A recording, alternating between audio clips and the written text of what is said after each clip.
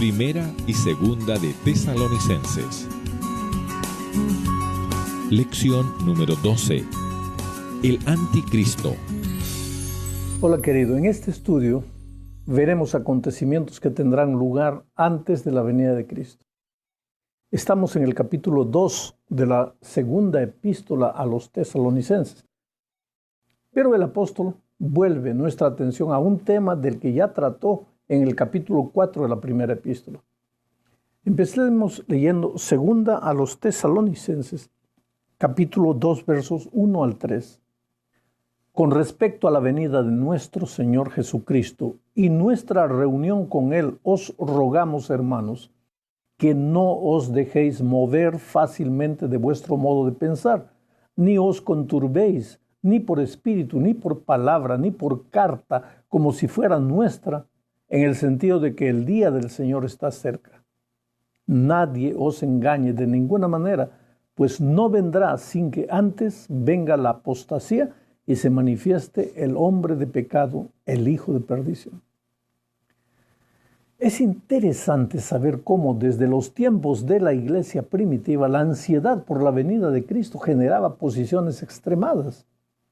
Es interesante también notar que Pablo usa dos palabras que tienen que ver con equilibrio. Él dice, no os dejéis mover y no os conturbéis. Ambas tienen que ver con equilibrio. Si un equilibrista se mueve, está perdido. Tiene que moverse lo mínimo posible para llegar a su destino. Y si una persona se conturba, no está en condiciones de relacionarse con equilibrio porque sus emociones oscurecen su entendimiento. La palabra clave en ambos casos es equilibrio. Lo que Pablo enfatiza es el equilibrio de los cristianos con relación a la segunda venida de Cristo. A la luz del texto que leímos, parece que entre los tesalonicenses habían aparecido falsos maestros tratando de confundir a la iglesia. Algunos de ellos apelaban al Espíritu, decían que el Espíritu les había revelado. Otros escribían cartas y otros distorsionaban los propios escritos de Pablo, o sea, lo que el apóstol había escrito en la primera epístola. ¿Y cuál era el tema en conflicto? La inminencia de la segunda venida de Cristo. Esos falsos maestros decían que Jesús ya estaba regresando y tal vez por eso muchos cristianos dejaron de trabajar y empezaron a vivir en la expectativa. Otros afirmaban que Jesús ya había venido de forma secreta. Pero el apóstol les dice que el Señor no vendrá sin que antes aparezca el hombre de pecado. Y querido, aquí entramos a la parte central de este estudio. ¿Quién es este hombre de pecado? El aparecimiento de este hombre de pecado es el más grande engaño de todos los tiempos. Un día, Jesús habló de falsos cristos y dijo que estos harían grandes señales y prodigios de tal manera que engañarían, si fuese posible, aún a los escogidos. Ahora, esto es serio, porque los escogidos no serían fácilmente engañados. Escogidos se refiere al fiel Hijo de Dios.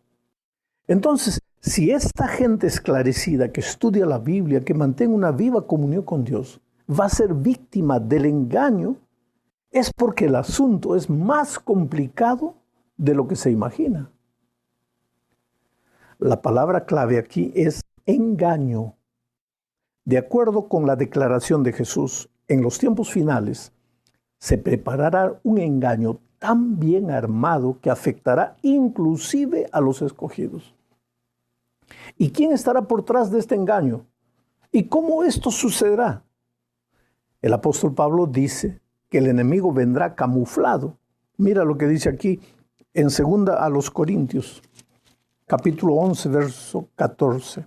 No es maravilla porque el mismo Satanás se disfraza como ángel de luz. ¿Puedes ver? Se vestirá como un ángel de luz. Será un personaje espiritual, un personaje religioso, un obrador de señales y prodigios. De otro modo, los escogidos nunca caerían en sus artimañas. El apóstol Pablo describe la manera como actuará el engañador en los días finales. Mira lo que dice aquí en segunda a los Tesalonicenses, capítulo 2, versos 3 y 4. Nadie os engañe en ninguna manera, porque no vendrá sin que antes venga la apostasía y se manifieste el hombre de pecado, el hijo de perdición, el cual se opone y se levanta contra todo lo que se llama Dios y es objeto de culto, tanto que se sienta en el templo de Dios como Dios, haciéndose pasar por Dios. Este texto que acabo de leer es clave para entender el asunto. San Pablo afirma que el Señor Jesús no vendrá antes de que venga la apostasía y se manifieste el hombre de pecado. ¿Quién es este hombre de pecado? ¿A quién se refiere el apóstol? ¿De qué apostasía habla y cuándo esto sucederá?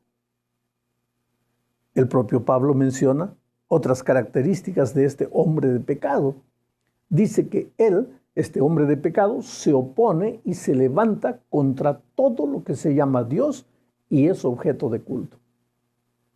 Solo que este hombre de pecado se levanta contra Dios de una manera extraña. Se opone, pero sin oponerse. No habla contra Dios, sino que se disfraza, se hace pasar por Dios. Se sienta en el templo de Dios como Dios, pero no es Dios.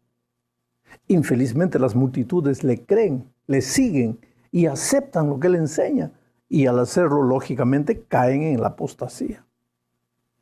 Ahora yo te pregunto, ¿conoces en nuestros días algún poder religioso que se atribuya a poderes divinos? ¿Has visto alguna institución religiosa que pretenda tener o considere que tiene autoridad suficiente para cambiar lo que está escrito en la palabra de Dios?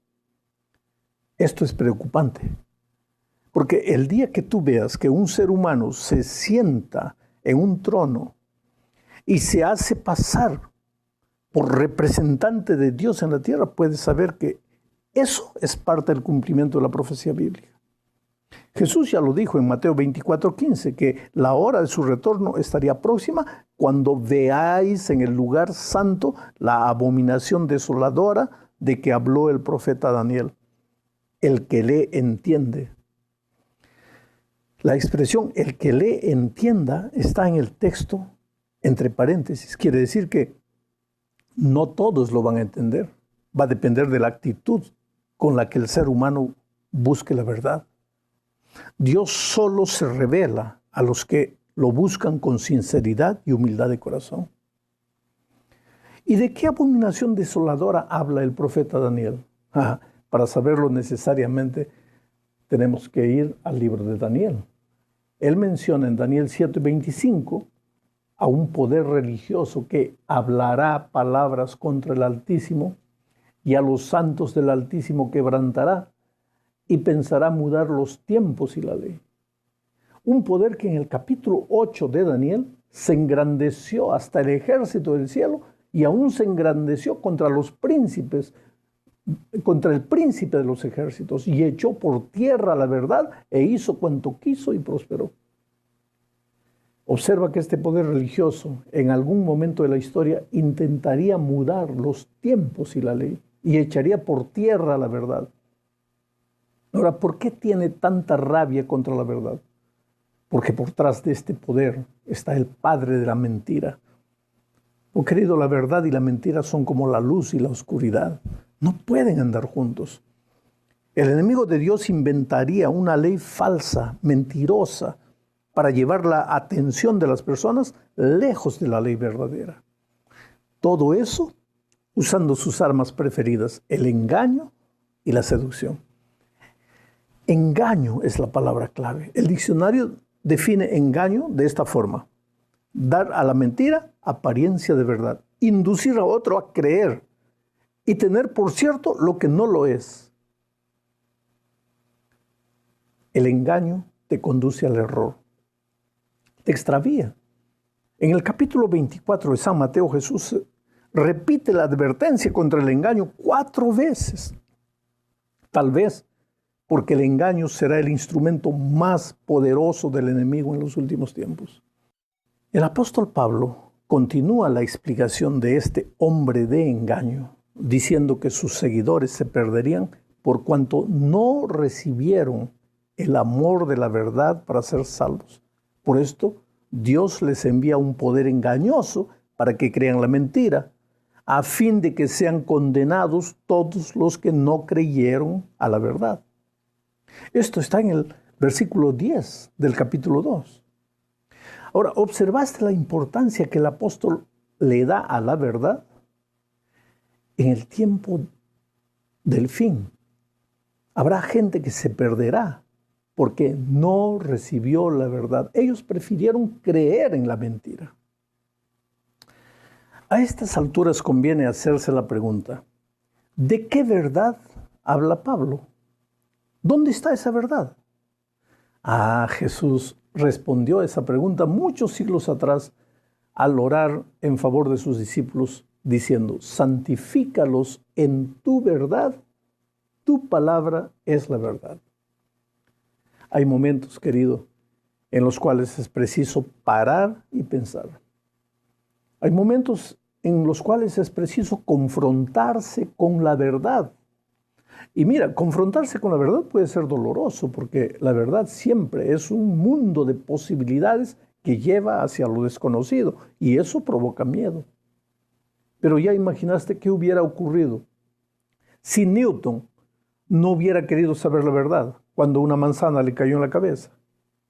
¿Qué hubiera pasado si Cristóbal Colón no hubiese un día decidido partir rumbo a lo desconocido?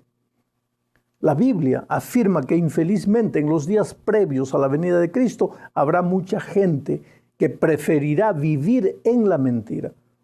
Tal vez eso sea más cómodo y menos doloroso. Las personas a veces actúan como el paciente que sabe que está con cáncer y prefiere que el médico no se lo diga, esperando que el hecho de ignorar la verdad puede disminuir la gravedad de su realidad. Pero el apóstol va más allá. Él dice que en los postreros días, poco antes del retorno de Jesús, este hombre de pecado realizará el engaño más grande, la obra prima de la mentira, imitará la vuelta de Cristo. Lo dice así en los versículos 9 y 10. Mira, se manifestará aquel inicuo cuyo advenimiento es por obra de Satanás, con gran poder y señales y prodigios mentirosos y con todo engaño para los que se pierden, por cuanto no recibieron el amor de la verdad para ser salvos. ¿Sabes de qué se habla aquí? De una falsificación, una imitación de la vuelta de Cristo. Pero una imitación de la vuelta de Cristo tan bien hecha que serán engañados aún los escogidos. Es interesante notar la palabra advenimiento que Pablo usa aquí. Pablo usa esta palabra advenimiento para referirse al aparecimiento mentiroso del inicuo. Pero en la misma palabra, es la misma palabra griega, parusía, que el Nuevo Testamento usa para referirse a la manifestación gloriosa del Señor Jesucristo. ¿Tú crees que coincidencia? No. El apóstol usa esa palabra de propósito para enfatizar la imitación casi perfecta de la venida de Cristo, que el hombre de pecado realizará. Todo ha sido planeado por el inicuo, entre aspas, con minuciosidad, para hacer creer a las multitudes que su imitación es la verdadera venida de Cristo. Esta será la obra maestra del engaño satánico. El mundo está siendo preparado para eso. Observa, si no, la temática de las películas, la literatura, los juegos electrónicos que millones de seres humanos consumen. Oh, querido, vivimos la cultura de lo mágico, lo sobrenatural, lo extraterrestre. Los niños llegan al punto de tomar esas cosas como realidad. Por otro lado, percibe los fenómenos paranormales que el espiritismo realiza. ¿Por qué no podrían las personas entonces creer en un espíritu maligno disfrazado de Cristo y haciendo cosas espectaculares apareciese ahí diciendo que es Cristo? Claro que podría. Nota dos pensamientos más en el texto. El primero es el siguiente. Esta parusía falsa es por obra de Satanás, dice Pablo. Hay un poder sobrenatural por detrás de esa falsificación. Es una obra maligna. Puede venir acompañada de señales y prodigios, pero es una obra maligna. Ya lo dijo Juan al describir a este poder satánico en el libro de Apocalipsis capítulo 13, verso 13. Dice lo siguiente: también hace grandes señales, de tal manera que aún hace descender fuego del cielo a la tierra delante de los hombres y engaña a los moradores de la tierra con las señales que se le ha permitido hacer. ¿Te das cuenta? Este poder engaña a los moradores de la tierra. Las personas se rinden delante de las señales y prodigios. Aceptan el engaño como si fuese la verdad de parte de Dios. Milagros y prodigios. Oh, queridos, milagros y prodigios no son necesariamente evidencias de que Dios está por detrás de esas maravillas. Cualquier ser humano corre el riesgo de ser engañado y servir de instrumento del mal pensando que está haciendo las cosas en el nombre de Jesús cuando hace milagros y prodigios. El otro pensamiento es que este engaño funciona solo con los que no tuvieron el amor a la verdad. O sea, con aquellos que rechazaron la palabra de Dios, que no quisieron recibirla, tal vez por miedo, tal vez por preconcepto o por cualquier otro motivo. Se negaron a aceptar la verdad. La verdad solo se encuentra en la palabra de Dios. Fue por causa de la falsificación de su venida que Jesús advirtió a sus discípulos: entonces, si alguno os dijere, mirad, aquí está el Cristo, o mirad, allá está, no lo creáis. Ya os lo he dicho. Así que si os dijeren, mirad, está en los aposentos, no lo creáis. Sabes, querido, conversando el otro día con Armando Juárez, un escritor mexicano residente en los Estados Unidos, me decía, imagínate, ¿qué sucedería si un día una nave espacial posa en alguna grande capital del mundo y todos los vehículos de comunicación, radio, televisión, internet envían sus reporteros para cubrir la noticia al vivo y ante los ojos de todo el mundo, del mundo entero, sale alguien de apariencia radiante, espectacular, carismática, afirmando ser el Cristo? ¿Quién se atrevería a dudar si todos están viendo y pueden probarlo científicamente? Ha querido que Dios nos proteja del engaño y nos ayude a estar preparados para su retorno. Pablo se lo dijo a los tesalonicenses, pero lo está diciendo para ti y para mí en estos días también. Solo la palabra de Dios, solo la verdad nos puede proteger. Que Dios te bendiga.